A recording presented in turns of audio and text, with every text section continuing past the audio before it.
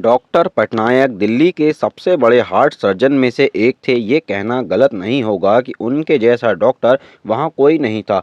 काम में सबसे अनुभवी और ज़मीनी स्तर से जुड़े हुए वो बहुत ही विनम्र इंसान थे। एक बार डॉक्टर्स के बड़े समूह को अपने अनुभव उनके साथ बांटने के लिए उन्हें आमंत्रित किया गया।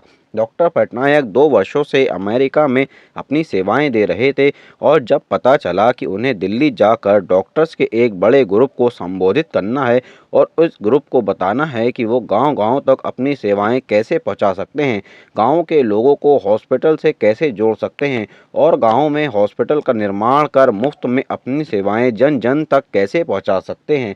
उन्हें जब इस बात का भी पता चला कि दिल्ली से कुछ दूर एक गांव में डॉक्टर्स की मीटिंग रखी गई है, तब वे बहुत खुश हुए क्योंकि डॉक्टर पटनायक दिल्ली के अलावा कई गांवों में अपनी मुफ्त सेवाएं दे चुके थे और उन्हें गांव के लोग बहुत मानते थे। उन्होंने अपनी फ़्लाइट टिकट बुक की, अपना सामान पैक किया और अगले ही दिन दिल्ली के लिए रवाना हो गए। देर शाम को उनकी फ़्लाइट लैंड हुई। मौसम ने अपना रुख बदला हुआ था। आसमान से एक दो बूंद टपकती पानी कब छोटे-छोटे ओलों में बदल गई, पता ही नहीं चला। मौसम बहुत ज़्यादा ख़राब था। दिल्ली से एक जूनियर डॉक्टर शर्मा और उनका ड्राइवर मोहन उन्हें लेने के लिए एयरपोर्ट पर उपस्थित थे। अगली सुबह एक छोटे से गांव में डॉक्टर पटनायक को संबोधित करना था, इसलिए उन्हें उसी रात ही उस गांव के लिए निकलना था। कुछ देर इंतज़ार करने के बाद भी मौसम की स्थिति वैसी ही थी। डॉक्टर शर्मा ने मोहन से पूछा, यदि आप गाड़ी चला सकें और रास्ते में किसी तरह की कोई असुविधा ना हो तो क्या हम इस मौसम में भी यहाँ से निकल सकते हैं?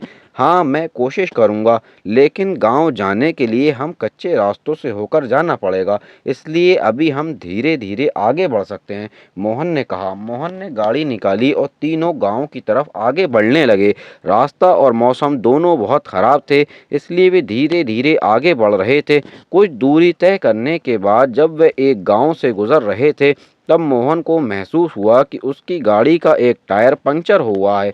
उसने गाड़ी रोकी और नीचे उतरकर बारिश में भीगते हुए उसने टायर को चेक किया। टायर पंक्चर था।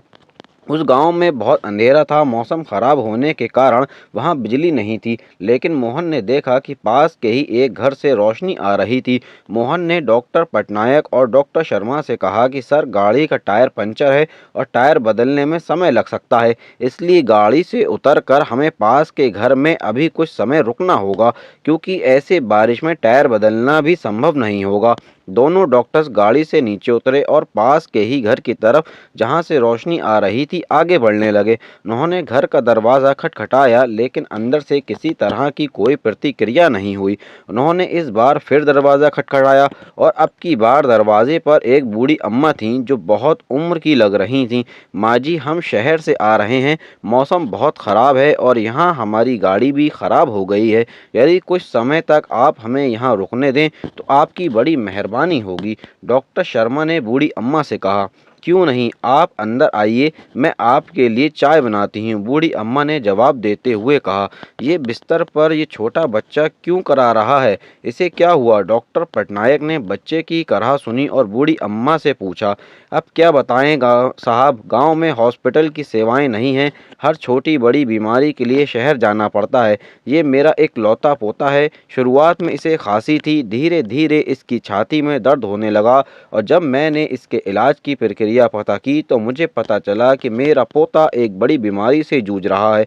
इसके हार्ट में बड़ी समस्या है। कुछ डॉक्टर्स ने बताया कि दिल्ली के एक मशहूर डॉक्टर हैं जो आजकल अमेरिका में रहते हैं और कभी कभी ही दिल्ली आते हैं, वही इसका इलाज कर सकते हैं। इलाज में बहुत ही खर्च है। मेरे पास इतने पैसे नहीं हैं कि मैं अपने पोते का इलाज करा सकूं। गरीबी और हॉस्पिटल न होने के चलते ही मैं अपने बेटे और बहू को भी नहीं बचा सकी, वो भी बीमारी से लड़ते हुए ही चल बसे। मेरे पोते के साथ ऐसा ना हो और वो जल्दी स्वस्थ हो जाए, इसलिए मैं रोज़ हर समय भगवान के सामने दिए जलाए रखती हूँ ताकि भगवान मेरे इस चिराग को बुझने ना दे। मैं हर जो भगवान से प्रार्थना करती हूँ कि जब भी डॉक्टर पटनायक दिल्ली आएँ तो मुझे किसी के माध्यम से पता चल सके और मैं उनसे मेरे पति की जान बचाने की भीख मांग सकूं।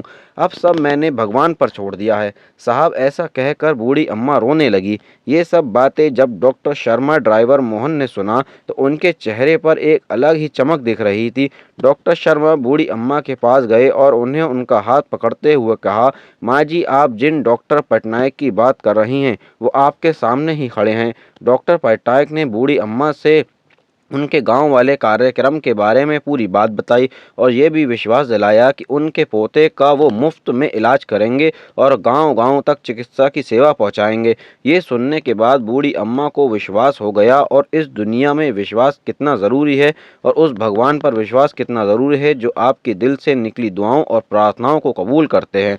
अगली सुबह सभी डॉक्टर्स डॉक्टर पटनायक ने संबोधित किया और उन्हें गांव-गांव में हॉस्पिटल और चिकित्सा से जोड़ने के लिए हर संभव प्रयास जो वो सब कर सकते थे इसके लिए कहा।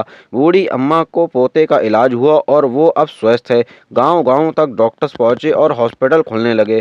दोस्तों, इस कहानी से हमें ये सीख मिलती है कि आप जिस भी भगवान या अल्लाह या किसी भी देवता को मानते हैं, आप उससे उम्मीद न छोड़ें। वो किसी न किसी रूप में आकर आपका साथ ज़रूर देगा। अपनी हिम्मत को टूटने मत दीजिए। अगर कहानी आपको अच्छी लगी हो तो कमेंट, लाइक और शेयर ज़रूर कर दें।